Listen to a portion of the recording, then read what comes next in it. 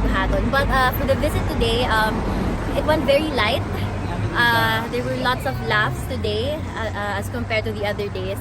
Maybe because nung first day, medyo alam mo na baguhan kasi we haven't seen each other in like a couple of couple of months, so it was emotional the first time. But this visit was quite light. We were laughing the whole time, and there was even this moment where he grabbed the microphone sa mga nakikinig and he told them in Bisaya na ito pakinggan nyo, tawa kami ng tawa. Kaya ayun, so it was a light visit and he's okay. Today I was able to bring him snacks because to make up for my forgetfulness yesterday, I was able to bring him his favorites. Ayun, actually may hawak ako na Coke Zero kanina, it's in the car. But I got him his favorite nacho cheese Doritos, caramel waffles, sa isang Coke Zero and Gatorade. Kaso he was able to finish the Gatorade pero yung Coke Zero hindi na naubos. So ako yung nagdala ngayon. Ayun, he kept asking today about my mother and of course I reassured him na we're doing everything we can and that she is okay, she is well. Of course she misses him. They miss each other. But ayun, sadly we have to cope up with the situation. And ayun, yung may kinaabot lang siyang message to my mom na you and only you daw. So baka magalit yung mom ko pag ano. Hindi naman, pero ayun, he just wants to reassure my mom because he knows that she is in a lot of agony pag hindi niya nakikita yung dad ko. Syempre, they've been together for so many decades already. So, of course, they're used to each other's company. And ayun naman, yung ibang kwento namin is about the people here outside. So, I was able to talk about everyone, his supporters who wait every day outside. And he asked kung ilan ba today. Sabi ko, I'm not sure, but I did see a few a while ago before I went in. And so, at least now, may kwento ako para sa next visit ko na medyo madami kayo dito. So, masasabi ko yun sa kanya because he was smiling about it. And kwento ko sa kanya na sometimes, especially in the Philippines, nilalapitan ako ng mga babae na medyo kaedad niya or may edad na umiiyak sa akin, Kitty, kailan ba lalabas yung papa mo? Miss na miss ko na siya. Ayun, parang kinilig naman siya doon.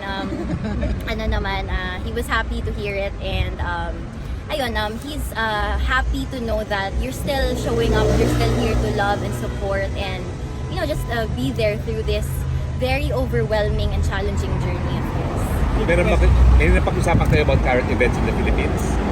That was nag-usap sila ni VP on the phone, so I left it to VP. So, VP was able to read him the newspaper and ako naman yung sa usual, family matters. Kasi ang dami niyang tanong usually. Ngayon, napag-usapan namin si Mira na ayaw pumasok, medyo matigas yung ulo. We had a hard time with that today. Sabi niya, nasabihan daw si Mira pag hindi siya pumasok, hindi daw siya uuwi. So, ayun. And then we just went back and forth about every single member of the family. Kinamusta niya, kamusta si Pulong, tapos si Inday Sara na naman, Sebastian, and then me. And ayun, sabi niya, para sa akin daw, hindi mo na daw magpaligaw. So, ayun, kailangan kong sundin yun ngayon. So, ayun, yes. Kitty, you're so beautiful. My question for you is, Yes. Before kasi nakita ko, wait a minute. Alam ko may picture tayo dati. Ang ganda natin dalawa dun. Ma'am, tanong ko lang sa'yo, kasi alam ka ni former president, like above ang billboard, one is the biggest in Makati. Yes, he actually memorizes where they're located, yung mga billboards na yun. So, sometimes, kamusta niya yung billboard mo dun sa ganito, sa location na yan? Sabi, okay naman, nandun pa rin. And I do send him pictures of it, of all of them also. And minsan tanong niya pa, kailan ba yan madagdagan? Sabi ko, hintay ka lang, hindi pa tayo masyado sikat, next time na. So, ayun. Kasi yung sa Makati nakita ko, pero yung sa Davao and the others. Thank you for that. Yes, thank you. Anong oras nag-start ang visit mo, Kitty, today? It started at 2:30. So, na bago oras? And then at 4, bago lang. So, it was the usual 1 hour and 30 minutes. Tapos, ayun, very eventful naman ang aming ngayon. Puro tawanan, puro, actually, I try to massage him, his hands, ganun. Yung mga pag ganun lang, sabi niya okay lang daw siya kasi he feels strong today. So, ayun. Quick question lang. Is the characterization of your father physical appearance being bones and skin still carries? I wouldn't say bones and skin. Of course, they have to feed him there. It's their responsibility, their obligation. But yes, he is losing a lot of weight, and but also we concluded na it comes with the aging, of course. Yung he realized na minsan nga sinasabi niya, oh, I am 84, I am 85. No, buwang ka, you are 80. Ayun, so bata pa ka, hindi pa pwede. So, ayun, I remind him na, hindi, bata ka pa, malakas ka pa. Dami mo nga nakakrush sa'yo dyan sa labas eh. So, ayun, tumatawa lang siya. Ayun nga, of course, he lost weight. Lalo na as compared to before he was taken. Kasi, syempre at home, he can eat whatever he likes. He has a support system. And ayun, of course, when you're in a place you don't belong to, it comes with the emotional and the mental and the physical distress. So, anyone would understand kung bakit pumapayat siya. Correct. He doesn't have the appetite. But he does eat. He does eat. Ikaw, Kitty, have you recovered from the trauma in Villanueva Air Base? Ako, yes naman, I would say. Kasi, it really came with the kind of upbringing both of my parents gave to me. Kasi, my mother's very tough. She's a disciplinarian, very authoritative. My father, he's very gentle. Kung sa atin pa, konsentidor. Pero I think that certain dynamic that they created really molded me into, who I am today and, what I'm capable of taking in.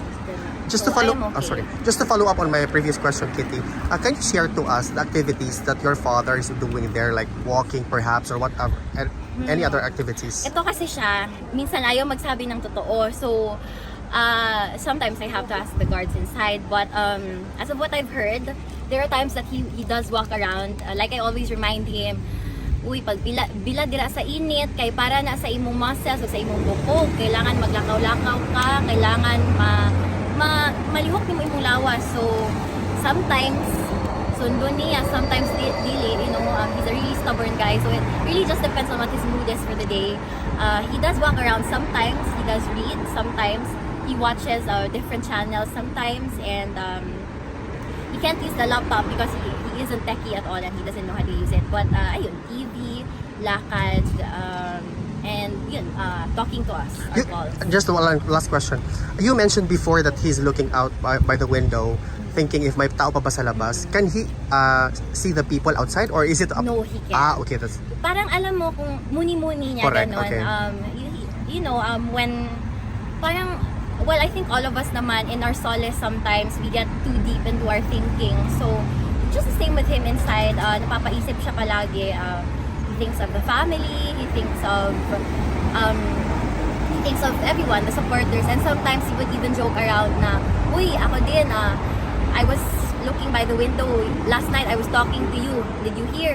Tapos sabi niya, oh, narinig ko, nag-reply nga ako. Parang ganun. So, he's still the same joker, a very humorous person. And, ayun, ang sabi niya, do not worry about him daw. Kasi, sanay siya eh. Sanay siyang mag-adapt to what life brings.